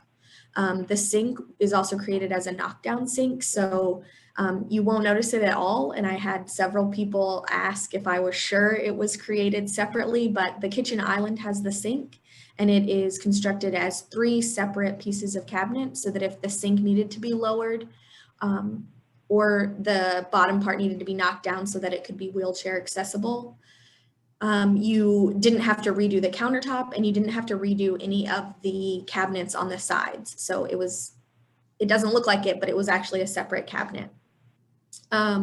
He also lowered the oven and microwave a little bit to accommodate someone who may be sitting or needed to kind of brace themselves. All the door openings are the larger door openings than the standard. And then there is one zero entry entrance, and it's kind of difficult to see on the picture, but it is actually the front door. There is a very, very slight slope, but then the threshold has also been lowered. What you can't see is in the picture is that the garage also only has 1 step, so that if a ramp needed to be added, you could very easily add a very small ramp that would not infringe on any room that you needed for storage or for your actual car. You would be able to add it without and still fit your car in the garage as well. Next slide, please. So after we did that, some things that we're now looking at are going forward, we obviously cannot reimburse fees for everyone or waive fees for everyone, but some of the things that were included are definitely easier to include or are things that it would be very easy and cost efficient for a homeowner to include later, such as putting in the lever style handles or the rocker switches. So we're looking at providing incentives, but based on a sliding scale of difficulty. So something that we maybe would not provide an incentive for would be adding the lever style handles or rocker switches, but other things like adding the grab bar backing and then doing the 0 entry, since that is perhaps the most cost would be to then try to provide incentives for those things that are very difficult to add later. You would have to open up the wall, obviously, to add the grab bar backing and a 0 entry. You really can't grade a site after you have put the home in place. So we're looking at adding incentives and reimbursement for things on that kind of sliding scale of difficulty for a new home. Next slide, please. Again, our goal with this initial pilot program was to educate the public. We want residents to stay in Raymore and the benefits of thinking into the future. So maybe someone, even at my age, 35, what are some things that if I want to stay in my home and stay in Raymore, I can do on the front end to help me out later? So it's not only educating residents, but helping educate realtors on questions to ask, which I think Patty had kind of talked about as well, asking homeowners different questions of do you want to stay here? And if so, what are some things you think might be beneficial to have going in? You don't think about the number of steps up to a front door unless you need it. I didn't think about walking into a zero entry shower until my husband broke his foot, and then getting over that lip was really difficult for us. And important to him to have a little bit of some autonomy. And so we also want to work with current homeowners to help them age in place. Mark has a grant program that they currently have a waiting list for until the funding comes in for Cass County. And then we are also working with West Central on a partnership to help homeowners identify some of those needs up front, but then also any repairs they can make to homes here in Raymore. West Central works throughout Cass County and other counties, but we're working on them specifically for Cass County and Raymore to see where we can help homeowners make some of those improvements to homes they're already in, which can be difficult, but with some funding is a little bit more doable than something they could potentially do on their own. Next slide, please. So this is just a video of the home. We had to go through and kind of identify the areas that have those universal design features, because again, it's not something that we wanted to be noticeable. We wanted you to, and it's something you have to intentionally think about. So I don't know if that's something we want to go ahead and play or if we wanted to wait till the end. So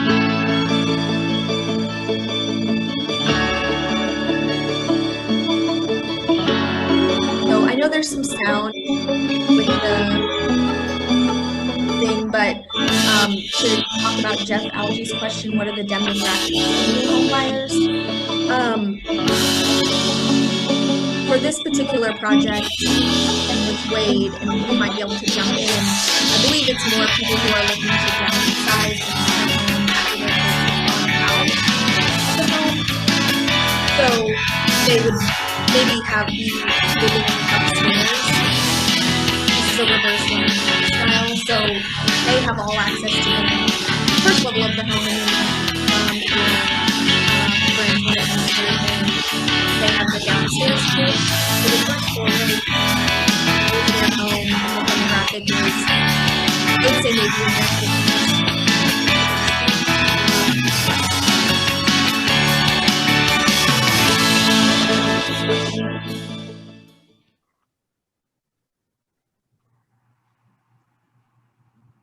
And this is also on our website to see as well. I know sometimes going through it a little more slowly can be helpful as well.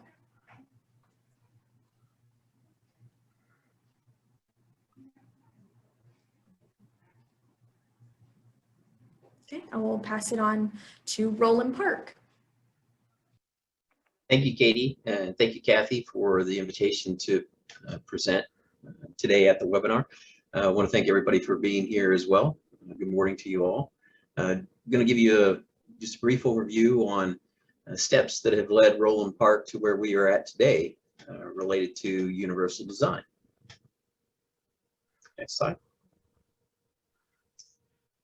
So there's been a number of planning efforts the city's undertaken recently, that showed the residents of Roland Park, had a desire to see improvements or to improve the ability to remain in their homes here in the community. So the city's sustainability committee, which is made up of residents as well as elected officials, brought focus to the UD as they worked on the CFAA gold certification in 2019. So Roland Park is a gold certified, has achieved that gold certification.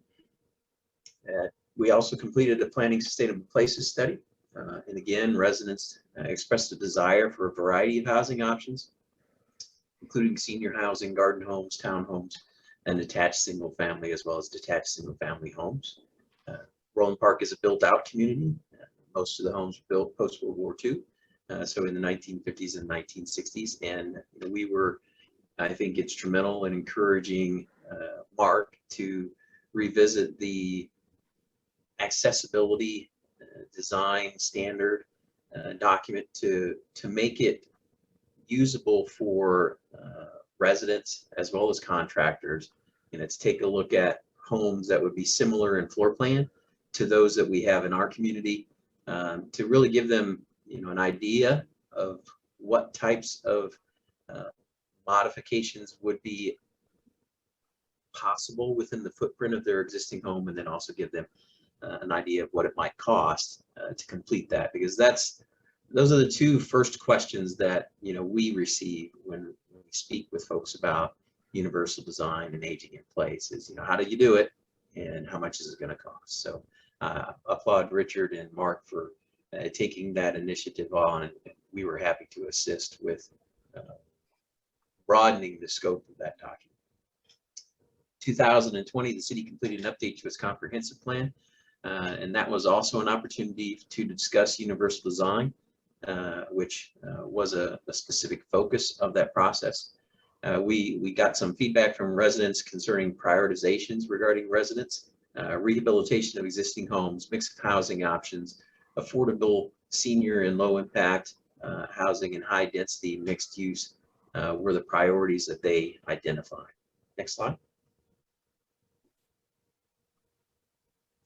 This is actually the initiatives or goals from our comprehensive plan, and just wanted to share, goal number 4 contains a specific item: encourage the use of universal design principles for new construction and redevelopment.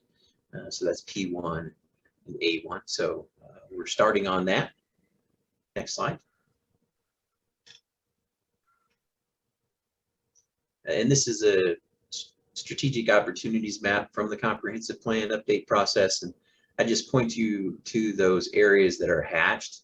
Those are mixed use opportunities as well as medium density residential opportunities. And we identify those as new construction opportunities. As I indicated, we're built out here. So if there is new construction to occur, it would likely happen through redevelopment within these hatched areas, and we would be able to see new universal design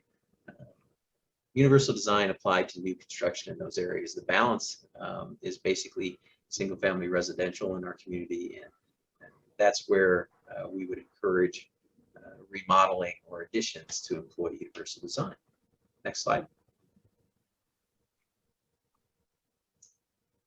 We have developed a draft UD policy. Purposes spelled out below, but basically we're just trying to raise education with the policy, and the purpose statement helps to provide some direction to residents as well as builders. Next slide. We have also incorporated design standards, and this has been an educational process for the city as well, to understand, universal design can come in many forms. And as Katie indicated, Ray Moore's identified that there's a kind of a spectrum from the easy to the more difficult.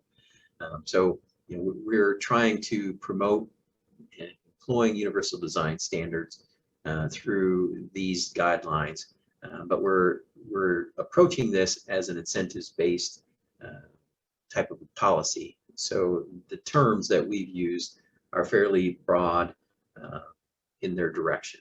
Next slide.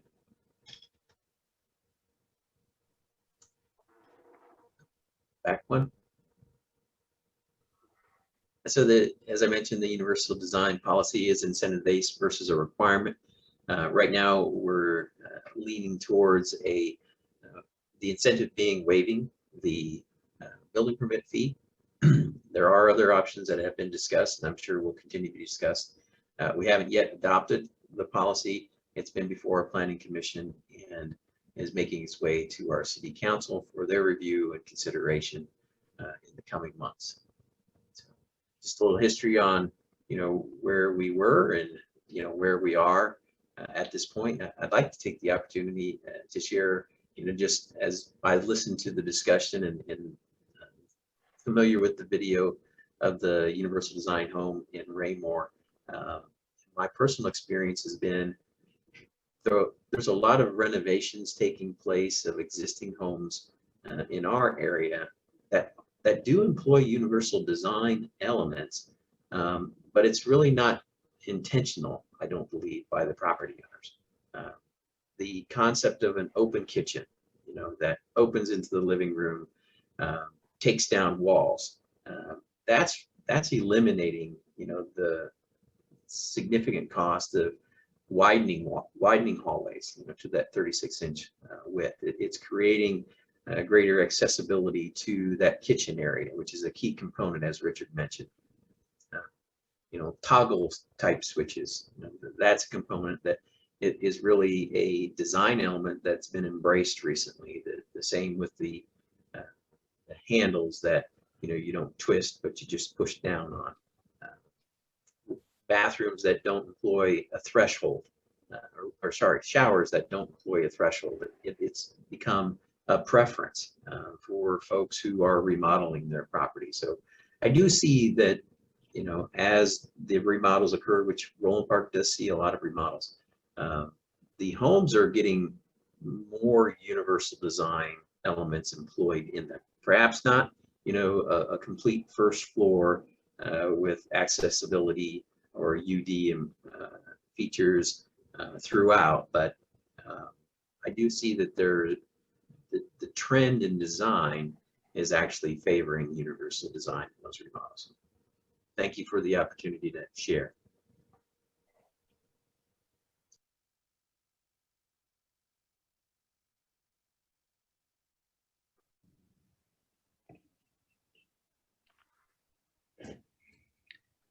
Thank you, Keith, and thank you, Kathy, for inviting me. Hello, everyone. Good morning. My name is Tom Scannell. I'm the Community Development Director here for the City of Independence, and I'm going to kind of go over what Independence has done. Next slide. So, kind of going back a few years when the city initiated their update to the comprehensive plan. So back in 2017 was when we had community engagement for our comprehensive plan. It was a robust engagement, incorporated a lot of different types of outreach from public meetings, websites, social media, community events, surveys, and we gathered a lot of feedback from all of those different outreach opportunities. Next slide. One of the common themes that we heard from that outreach was the need to promote and celebrate the diversity of housing types in our neighborhood. For those of you who don't know, Independence is kind of unique in that it is a first ring suburb, but then it also has a lot of greenfield opportunities for growth. So we have both the older housing stock as well as farm fields that can be developed. Some of the other things that we heard from our community outreach was the strong desire for residents to be able to age in place. They wanted to stay in their home. They liked the community. They loved their neighborhood. They wanted to have that opportunity to stay in their home. So the feedback that we got also was that there was a desire for programs to be initiated where we could improve the home's energy efficiency and incorporate resilient design features. Kind of what we took from that feedback is resilient design, meaning they wanted to age in their home. They wanted something that was more universal. Ultimately, in 2018, the Imagine Independence Comprehensive Plan was approved, and as part of that, it incorporated community for all ages ideas. Next slide, please. So from that, we heard from the community that there was a desire for some incentives to allow people to age in place in their home. The city is an entitlement community, meaning that we receive community development block grant funds and home investment partnership program funds directly from HUD. Those home funds, they are used for the development of housing that benefits the low to moderate income household. We generally receive in the range of $400,000 to $500,000 of home funds on an annual basis. Again, these are program funds, and so it's dependent on population and a variety of other factors that the federal government includes. What we in turn do is we allocate those funds for the production of single-family homes for the low to moderate income in households. And we do that through an RFP process. Within that RFP process, we align kind of our housing development objectives that are in our comprehensive plan and seek nonprofit housing developers in their proposals to incorporate universal design if they are going to either rehab or build a new home for the low to moderate income household. Next slide. So initially when we rolled this out, this would have been in the fall of 2018. We faced some pushback from the nonprofit housing developers. They said it was going to increase the cost. They also said it wasn't going to be affordable, and these funds are to be used to produce housing for the low to moderate income, and all what you're doing is increasing costs. However, we stood our ground, and what we found was that there has been some added costs associated with incorporating some universal design concepts into these homes. Some increased costs regarded to soft costs. So the architect had to rethink things a little bit, but they were able to modify their design so that at least one entrance is a zero entry that generally tends to be through the garage. That's generally how our nonprofit housing developers have done that. And the feedback that we also heard from them has been that there's been a slight increase in cost. They haven't really been able to identify those. What the developers were seeing, they were seeing larger increases in concrete, lumber prices, those types of things. And the way that they structured their budgets, some of that stuff, some of the universal design were already incorporated in that. But ultimately, what we've found since 2018 is acceptance by the developers. They see that it adds value not only to the homeowner, but also to the neighborhood. So just to provide a little bit of context, so since 2018, we have completed, I think it's 6 single-family homes, and it's been 3 rehabs and 3 new home builds. All of them are occupied. So all of those homes have been sold and are occupied by a low to moderate income household.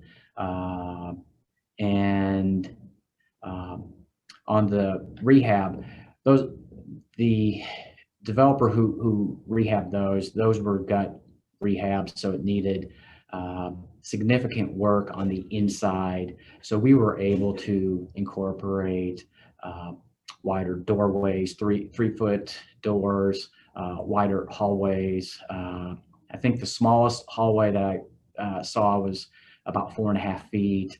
Kind of like what Keith had mentioned, they were able to take on the rehab side, a home that's from the 1920s or 30s, where it was very partitioned off, able to knock down walls, open up the kitchen into the living room, widen hallways, doorways, and also to incorporate kind of zero entry showers, at least in one bathroom.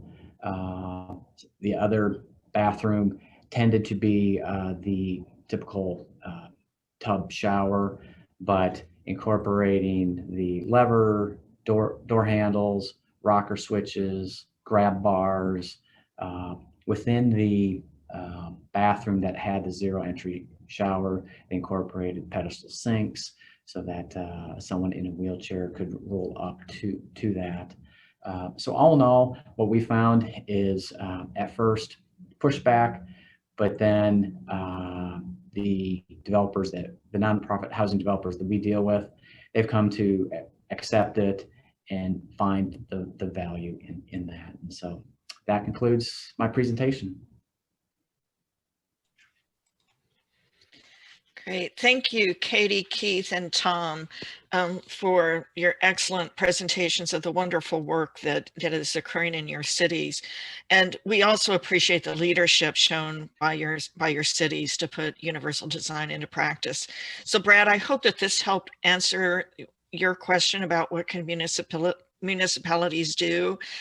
These are great examples about policy adoption, public-private partnerships, financial incentives, and other kinds of programs that cities can do. So it's such a pleasure to be able to present. These are 3 on-the-ground examples of what local municipalities are doing in Kansas City. I'm sure that there are others, but thank you to Independence Raymore and Roland Park for your participation, and we admire what you are doing.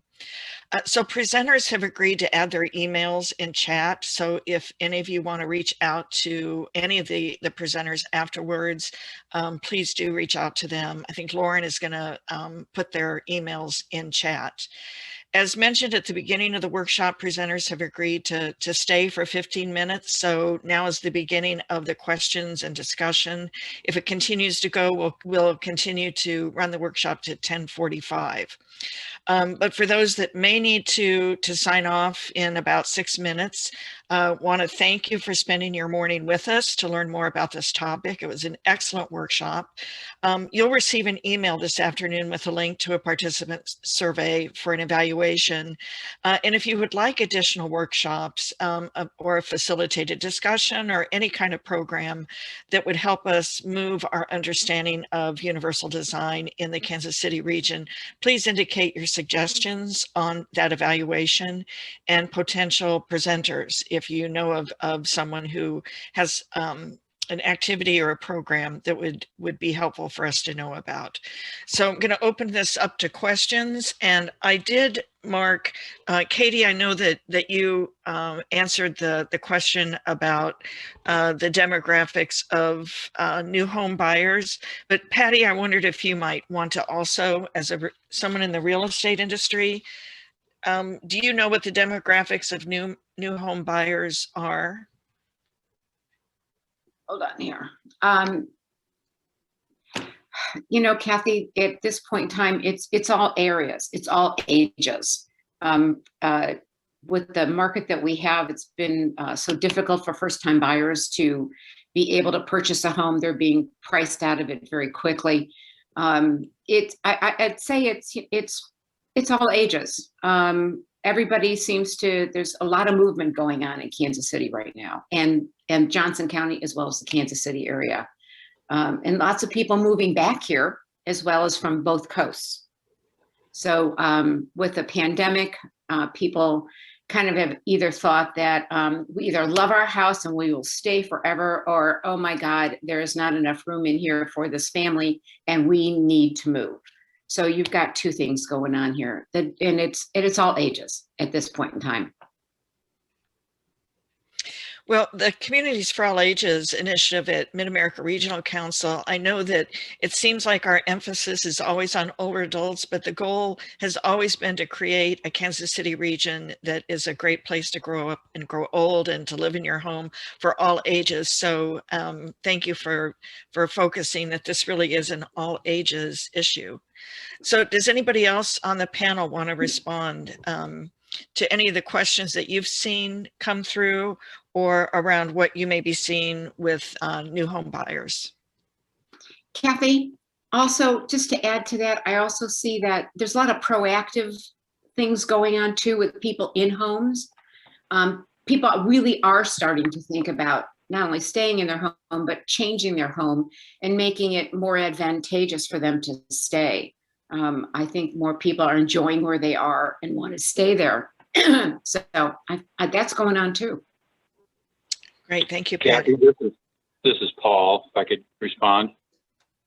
Sure. One of the things that I'm seeing that more of is that intergenerational housing. The last year, of course, was a very difficult year for families that had family members who were in assisted independent living, where they couldn't visit them on other than a very specific schedule. And a lot of those people asked, for their family members to move back home. And in doing so, created a big need, in the home from a design standpoint. Some of the things that we were talking about, wider doorways, zero-step entries into the bathroom. But people are what I've found is that the people who are becoming a more intergenerational home are finding it to be extremely valuable to have those family members as close as they are, and the cost of doing it seems to be offset by the familial. Don't have to do the daycare, actually have a person who can stay, with children, underage children, a grandparent, or even a parent at that point. So intergenerational families are moving much towards intergenerational housing right now. That's all. That's great. So great I just input, wanted to Paul. add that, I just wanted to add on to Patty's that I grew up in Kansas City, but lived in Nashville. And what I found was that Kansas City was actually a more affordable place for us. We were very quickly priced out of the market in Nashville. And I fear, and I think it's shared with others, that Kansas City is becoming that is now as well, that it's pricing people out. So our hope is that working with Communities for All Ages and the First Suburbs Coalition, that we can see what Jeff Algie was kind of hinting at with, can these be presented as templates for local, state, and national government? And yes, definitely, we lean on each other in those groups to try and find ways to provide more affordable housing that is truly housing for all. So that's what our incentives and our different ideas sort of are trying to do, is keep that housing market as something that's affordable for everyone, but that also is accessible for everyone.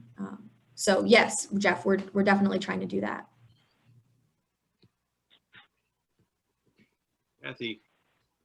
Kathy, is there a way for there to be a community bulletin board, such a thing?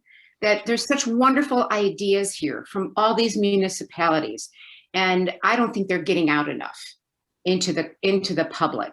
I just don't think anybody knows enough about this. And if there was kind of a public bulletin board where people posted or told about what their communities are doing, for some of these people to find these funds and find these programs and either to take advantage of them, I would think that maybe it's even out there. But I would think that might be just an idea that may work for people. Great suggestion. Wrote it down. Kathy? Any other? Yes, go ahead. Yeah. So responding to some other comments earlier, we've talked about the importance of social marketing, you know, getting people on board with the idea of modifying their home and planning ahead. There's also an issue of of individual businesses marketing their services appropriately and effectively, as well as the kind of sales interactions that people have with customers. And that's a whole other conversation that we can have, is how you know, good things to say, bad things to say to a client. But one element that I think should resonate with some folks if they're thinking about doing these things is that, given the demographic surges that we're seeing, including in the Kansas City area, the likelihood of a homeowner being able to sell their house more quickly and at a higher price in the marketplace in 5 or 10 years seems significant. I mean, given how many more folks are looking for homes now and how little product realtors have to sell them, any UD home that's on the marketplace going forward is going to have a differential advantage over otherwise equivalent standard housing. Anyway, that's just a thought there. And another topic area, social marketing and sales techniques. So I don't, it looks like there's some energy around some kind of a resource directory or some way that people can continue to update folks on the great examples that are on the ground. So we'll look at that to see what we can do. Again, your suggestions on the participant evaluation, please offer those. So any other panelists that I'm not seeing any questions that I don't think I think we've responded to everyone. So do we want to just have a final comment from each of our presenters, and we'll see if other questions come in. Oh, and a recommendation on our housing study, yes.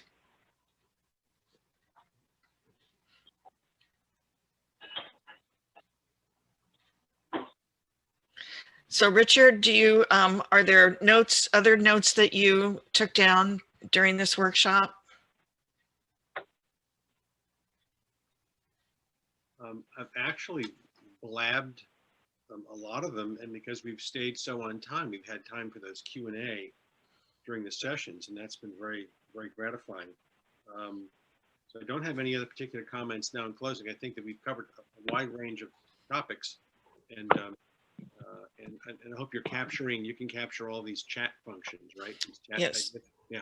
Fortunately, Carmelia is able to do that. So we'll just go ahead. That we're only a couple minutes past the time. So once again, thanks to everybody for spending your morning with us. Thanks to all of the panelists, presenters for truly excellent presentations. It's been very helpful to move our understanding of universal design so much more clear with what local municipalities can do. It was really helpful to hear from the various industries within the housing sector. So thank you so much. Reach out to presenters if you have questions, download the Accessible Home Design Guidebook and share that widely and very robustly with your colleagues, residents, clients, and others who might benefit from this. So thank you so much. Have a good day. Thanks, Kathy. Thank you, Kathy. Thank you, Kathy. Thank you, Kathy. It was a wonderful, wonderful morning.